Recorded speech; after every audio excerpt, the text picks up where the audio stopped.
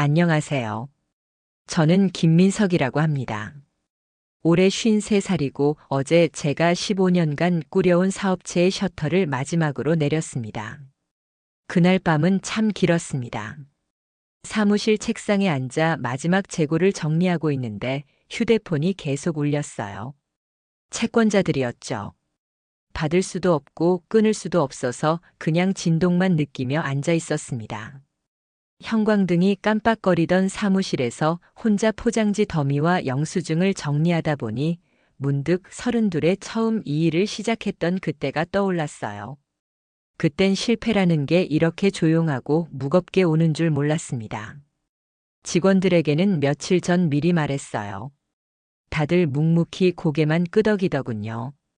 미안하다는 말이 목구멍까지 올라왔다가 다시 내려가기를 몇 번이나 반복했는지 모릅니다. 한 달만 더 버티자고 뭔가 방법이 있을 거라고 마지막까지 허우적거리고 싶었지만 숫자는 거짓말을 하지 않았어요. 집에 돌아가니 아내가 부엌에서 설거지를 하고 있었습니다. 등을 돌린 채로 물었어요. 정말 끝인지 다른 방법은 없는지. 저는 곧 회복될 거라고 이번엔 좀 다를 거라고 말했지만 제 목소리조차 믿음직하지 않았습니다. 아내의 어깨가 조금 처졌어요. 설거지 물소리만 부엌을 메웠습니다. 다시 사무실로 돌아와서 불을 끄려는데 형광등이 몇 번 깜빡이더니 꺼졌습니다. 종이와 먼지 냄새가 코끝을 스치고 벽에 걸린 달력의 프로모션 일정이 희미하게 번져 보였어요. 책상 서랍에서 삐져나온 영수증 뭉치를 다시 밀어넣으면서 이상하게도 손이 떨리더군요. 이번엔 다르다고 스스로를 달랬지만 몸은 솔직했습니다. 창밖으로 마지막 손님이 지나가고 유리문에 매달린 클로즈드 팻말이 뒤집혀 흔들렸어요. 열쇠를 돌리는 소리가 유난히 크게 들리던 그 순간 뭔가가 정말 끝났구나 싶었습니다. 하지만 아직은 부정하고 싶었어요. 내일 아침에 일어나면 다른 방법이 있을 거라고 누군가 전화를 걸어줄 거라고 생각하며 집으로 걸어갔습니다. 그 다음날 새벽 잠에서 깼는데 아내가 이미 부엌에 나와 있었습니다. 전기 주전자가 끓고 있고 식탁 위에는 영양제 통과 계산기가 나란히 놓여 있었어요. 창문 틈으로 차가운 바람이 들어왔습니다. 아내가 미역국을 데우면서 말했어요. 이혼하자고요. 그 말을 들었을 때 화가 나거나 놀라기보다는 허탈했습니다. 조금만 더 시간을 달라는 말이 목에 걸렸다가 그냥 삼켜버렸어요. 아내는 몇 해 동안의 불안과 혼자 감당한 가계부 이야기, 밤마다 무너지는 남편의 어깨를 더는 견딜 수 없다고 또렷하게 말했습니다. 저는 미안하다고 말하려다가 멈췄어요. 그 대신 그릇을 싱크대에 가져다 놓으면서 설거지 소리로 마음을 감췄습니다. 전기 주전자에 끓는 소리가 멎고 미지근한 미역국에서 나던 김도 서서히 사라졌어요. 문득 처음 창업할 때가 생각났습니다. 작은 분식집에서 둘이 함께 일하던 오후 서로의 손을 잡고 앞으로의 계획을 말하던 그때요. 그땐 모든 게 가능해 보였습니다. 실패라는 것도 이별이라는 것도 우리와는 먼 이야기 같았어요. 아내가 냉장고에서 뭔가를 꺼내면서 말했어요. 감정의 문제가 아니라 생존의 문제라고 서로 다른 길로 가야 살 수 있을 것 같다고 했습니다. 저는 고개를 끄덕였어요. 화를 낼 기운도 없었고 무엇보다 아내 말이 맞다는 걸 알았거든요.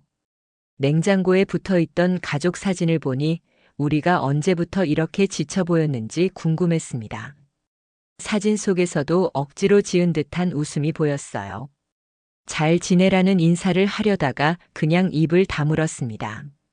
아내는 집 세입자 연락처와 공과금 정리 목록을 써서 건네주었어요. 관계를 감정이 아닌 절차로 정리하려는 것 같았습니다. 받으면서 손이 잠깐 스쳤는데 차가웠어요. 창밖으로 해가 떠오르고 있었지만 부엌은 여전히 어두웠습니다. 며칠 뒤 법률사무소에 갔습니다. 성인이 된 딸도 함께 왔어요. 변호사는 협의 이혼 서류를 차분하게 설명했습니다. 재산 정리와 채무 분리, 생활비 문제까지 명료한 어조로 정리해 주더군요. 딸이 물었어요. 사랑이 끝났느냐고 묻는 게 아니라 두 분이 각자 자신을 지킬 방법이 뭐냐고 물었습니다. 참 현실적이고 어른스러운 질문이었어요. 저는 모든 책임을 지겠다고 말했지만 속으로는 아내를 원망하는 마음이 피었다가 금세 부끄러워져서 사라졌습니다. 복도 의자에 나란히 앉아서 휴대폰에 저장된 옛날 가족여행 사진들을 훑어봤어요.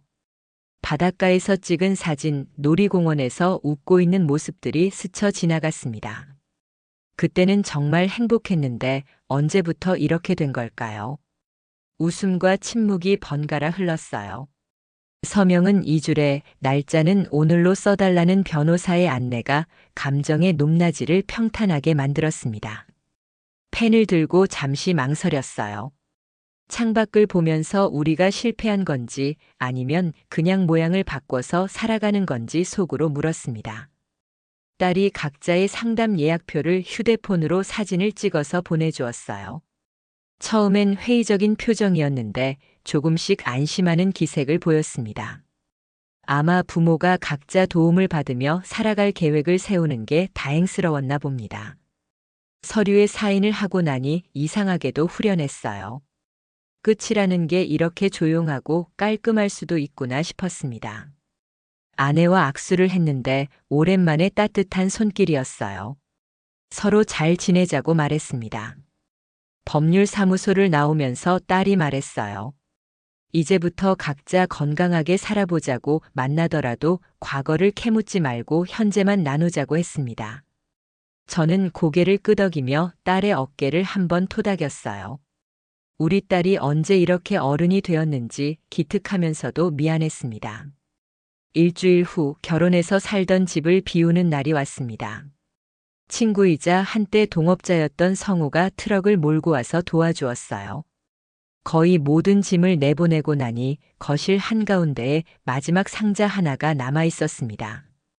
그 상자에는 참 많은 것들이 뒤섞여 있었어요.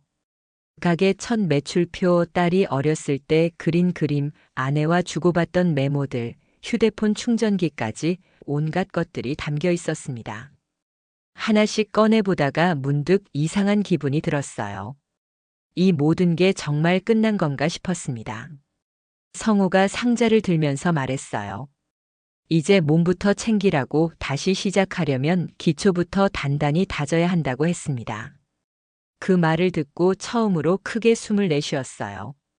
그동안 숨을 제대로 쉬지 못하고 살았다는 걸 그때 깨달았습니다.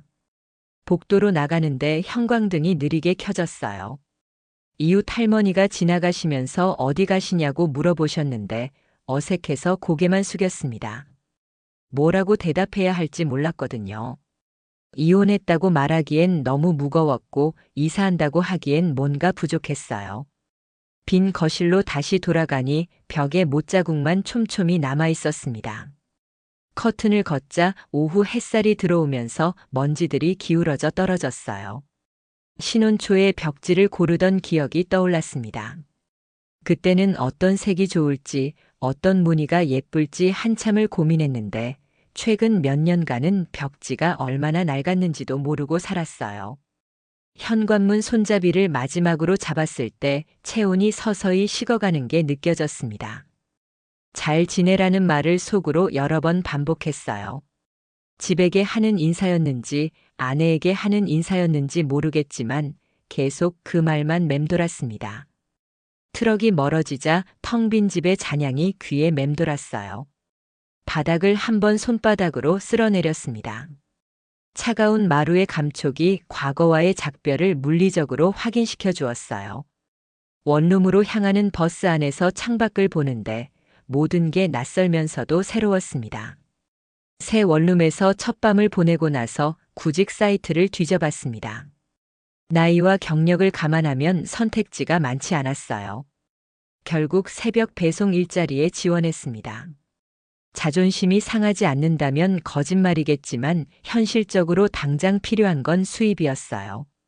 첫 출근 날 젊은 관리자가 박스 들고 걷는 요령을 알려주었습니다. 무릎을 굽혀서 들어올리고 계단에서는 난간을 꼭 잡으라고 했어요. 처음엔 그런 기본적인 걸 가르침 받는 게 어색했는데 막상 해보니 제가 아는 방식이랑 달랐습니다. 인터폰을 누르고 기다리는 시간이 길게 느껴졌어요. 문이 열리고 고맙다는 인사를 들을 때마다 눈시울이 뜨거워졌습니다. 별것 아닌 일인데 왜 이렇게 감정이 북받치는지 모르겠었어요. 비 오는 날엔 골목에 젖은 골판지 냄새와 손바닥에 박힌 굳은 살이 묘하게 위로가 되었습니다. 무릎이 살짝 시큰거릴 때쯤 동료가 말했어요. 이 일도 기술이라고 몸이 요령을 터득하면 훨씬 편해진다고 했습니다. 그 말이 위로처럼 스며들었어요. 휴게실에서 밴딩머신 커피를 마시면서 어색했던 자존심이 조금씩 녹아내리는 걸 느꼈습니다. 문득 창업 초기에 첫 고객 리뷰를 읽고 밤새 웃었던 기억이 떠올랐어요. 그때의 성취감과는 다르지만 계단을 오르내리며 숨이 차오를 때 내 몸이 아직 쓸모있다는 생각이 들었습니다. 작은 유능감이라고 해야 할까요? 바닥에서부터 천천히 올라오는 느낌이었어요. 퇴근길 편의점 유리문에 비친 제 모습이 생각보다 낯설지 않았습니다. 피곤하지만 뭔가 살아있다는 기분이 들었어요. 원룸으로 돌아가는 길에 혼자 중얼거렸습니다. 오늘도 버텼다고 내일도 해볼 만하다고 말이에요. 한 달쯤 지나서 몸이 자꾸 피곤하고 잠도 잘 안 와서 병원에 갔습니다. 건강검진을 받고 결과를 기다리는 동안 딸이 추천해준 상담실도 예약했어요. 의사 선생님은 특별한 이상은 없다고 하시면서 수면과 식사 그리고 걷기의 규칙적인 리듬을 처방처럼 말씀해 주셨습니다. 약을 먹는 것만큼 중요한 게 생활의 패턴이라고 하셨어요. 당연한 얘기지만 그동안 제가 얼마나 불규칙하게 살았는지 새삼 깨달았습니다. 상담사와 만난 첫날 지켜야 할 경계와 미뤄둔 슬픔을 구분해보자는 이야기를 했어요. 그분이 과제를 하나 내주셨습니다. 아내에게 편지를 써보되 보내지는 말라고 하셨어요. 그날 밤 원룸 책상에 앉아서 편지를 썼습니다. 사과와 감사 인사부터 시작해서 실패의 원인에 대한 정리, 빚 정리 계획의 간단한 보고, 그리고 서로의 앞날을 응원한다는 작별 인사까지 썼어요. 글을 쓰다 보니 마음이 차분해졌습니다. 창문 틈으로 들어오는 가로등빛과 의자 끌리는 소리, 볼펜이 종이를 긁는 거친 감촉이 정적을 채웠어요. 편지를 다 쓰고 읽어보니 울컥하면서도 시원했습니다. 상담사 말대로 보내지는 않을 거지만 써보는 것만으로도 의미가 있었어요. 병원 로비에서 기다리던 중에 노부부를 봤습니다. 할아버지가 걸음이 느리니까 할머니가 자연스럽게 속도를 맞춰주시더라고요. 서로의 리듬을 맞추며 사는 모습이 부러웠어요. 상담사가 과제를 하나 더 주셨습니다. 상대의 안부를 통제하려 하지 말라는 거였어요. 아내가 어떻게 사는지 궁금하지만 그것까지 제가 관여할 일은 아니라고 하셨습니다. 편지를 접어서 서랍 깊숙이 넣으면서 미련을 정리하는 작은 의식을 치른 기분이었어요. 어느 일요일 아침 딸에게서 전화가 왔습니다. 서로의 생활이 어떤지, 건강은 괜찮은지 물어보더라고요. 딸의 목소리가 예전보다 차분해진 것 같았어요. 아마 부모의 이별을 받아들이면서 딸도 나름의 성숙을 한 것 같았습니다. 아내와는 필요한 안부만 주고받기로 했다고 딸이 전해주었어요. 만나더라도 과거를 신문하지 않고 금전적인 거래도 삼가기로 합의했다고 했습니다. 좋은 경계선이라고 생각했어요. 원룸 창가에 앉아서 먼지를 타고 흐르는 햇살을 바라봤습니다. 성공의 정의를 다시 생각해봤어요. 예전엔 매출과 성장이 전부였는데 이제는 버티는 품위와 작은 일정을 충실히 지키는 것도 성공이라는 생각이 들었습니다. 책상에 새로 산 달력과 걷기 체크표를 놓았어요. 휴대폰 알람도 과하지 않게 설정했습니다. 거창한 계획보다는 지킬 수 있는 작은 약속들이 더 중요하다는 걸 배웠거든요. 통화를 끝내고 운동화를 신으며 길게 숨을 내쉬었습니다. 결혼 기념일에 함께 불었던 촛불이 마지막으로 흔들리다 꺼졌던 기억이 문득 떠올랐어요. 그때는 끝이라고 생각했는데 지금 보니 새로운 시작이기도 했네요. 창밖 골목에서 개 짖는 소리가 점점 멀어졌고 방 안엔 아직 뜨겁지 않은 평온이 깔려 있었습니다. 오늘 할 일을 세 줄로 적었어요. 첫 줄에는 걷기 30분이라고 써넣었습니다. 작은 것부터 차근차근 다시 시작해 보려고 합니다. 이제 53살이지만 아직 늦지 않았다고 생각해요. 실패와 이별을 겪으면서 배운 게 있다면 혼자서도 살아갈 수 있다는 것, 그리고 작은 일상의 소중함입니다. 오늘도 새벽에 일어나서 배송 일을 하고 저녁엔 걸으면서 하루를 마무리할 예정이에요. 평범하지만 제게는 소중한 하루입니다.